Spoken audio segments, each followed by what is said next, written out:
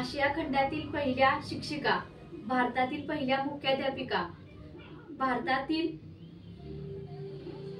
पहिल्या समाजसेविका, कवयित्री, ज्यांच्यामुळे आज घराघरात ज्ञानाची गंगा पोहोचवली जाते, अशा क्रांतिज्योती सावित्रीबाई फुले यांची आज शुक्रवार दिनांक 3 जानेवारी 2025 रोजी जयंती.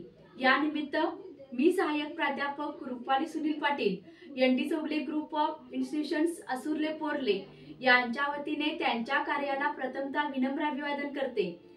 त्यांच्या जयंतीनिमित्त संपूर्ण भारतभर आजचा दिन बालिका दिन म्हणून साजरा केला जातो. भारतातील तमाम बालिकांना आजच्या या दिनाच्या खूप खूप शुभेच्छा देते. 3 जानेवारी 1831 रोजी सावित्रीबाई फुले यांचा जन्म झाला. वयाच्या 9व्या वर्षी त्यांचा विवाह झाला. त्या काळातील समाज वर्णव्यवस्था असेल किंवा समाज व्यवस्था असेल, ही अंधश्रद्धा, अज्ञान यामध्ये गुरफटलेली होती. या अज्ञान अंधश्रद्धेच्या गुरफटलेल्या समाजाला जर यातून बाहेर काढायचं असेल तर शिक्षणाशिवाय तरणोपाय नाही, असा विचार महात्मा ज्योतिबा फुले यांनी केला. ज्यावेळी त्यांनी असा विचार केला त्यावेळी त्यांनी प्रथमतः निर्णय घेतला तो सावित्रीबाई फुले यांना शिकवण्याचा. त्यांनी घरामध्येच त्यांना शिकवायला चालू केलं. ज्यावेळी त्यांनी शिकवायला चालू केलं त्यावेळी त्यांच्या विरोधात असणारा ब्राह्मण वर्ग असेल किंवा त्या काळातील कर्मकांड समाज असेल, यांना देखील त्यांना विरोध करावा लागला. विरोध करत असताना त्यांनी तो विरोध सहन केलेला होता. ज्यावेळी सावित्रीबाई फुले या शिक्षित झाल्या त्यावेळी त्यांनी असं सांगितलं की सावित्रीबाई फुले यांना दिलेला सल्ला होता की आज या समाजातील महिलांना तुझी गरज आहे आणि तुझ्याशिवाय हा समाज परिवर्तन होणार नाही, अशी प्रेरणा त्यांनी सावित्रीबाई फुले यांना दिली. 1 जानेवारी 1848 रोजी पुण्यातील भिडेवाडा येथे त्यांनी शाळा चालू केली. प्रथमतः त्यांच्या शाळेमध्ये 6 मुली होत्या, तर वर्षाअखेर त्या मुली 40 झालेल्या होत्या. ज्यावेळी त्या शिकवायला शाळेत येत होत्या त्यावेळी त्यांच्या अंगावर चिखलफेक, दगडफेक होत होती. एवढा मोठा संघर्ष सहन करून देखील त्यांच्या निर्णयाला ठाम राहिल्या की त्यांना शिक्षण मुलींना द्यायचं आहे.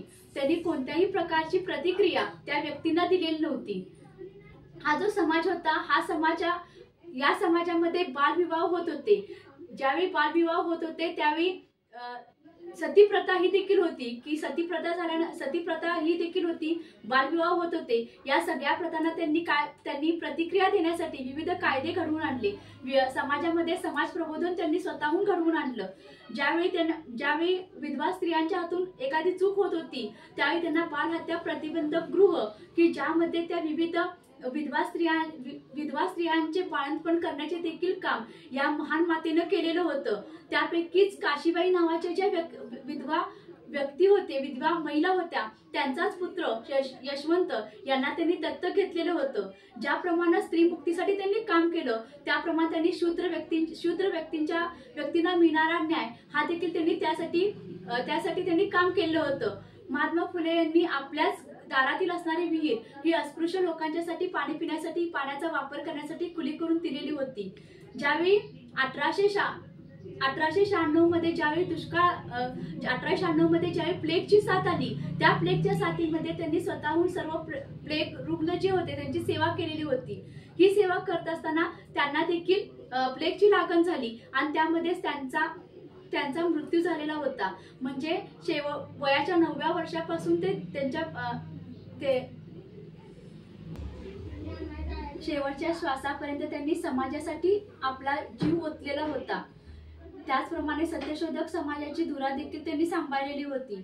अशा समाजासाठी संपूर्ण जीवन विहित करणाऱ्या क्रांतिज्योती सावित्रीबाई फुले यांच्या कार्याला पुनश्च एकदा ND Chougule group of institutions Asurle Porle यांच्या वतीने कोटी कोटी प्रणाम करते आणि थांबते. जय हिंद, जय महाराष्ट्र.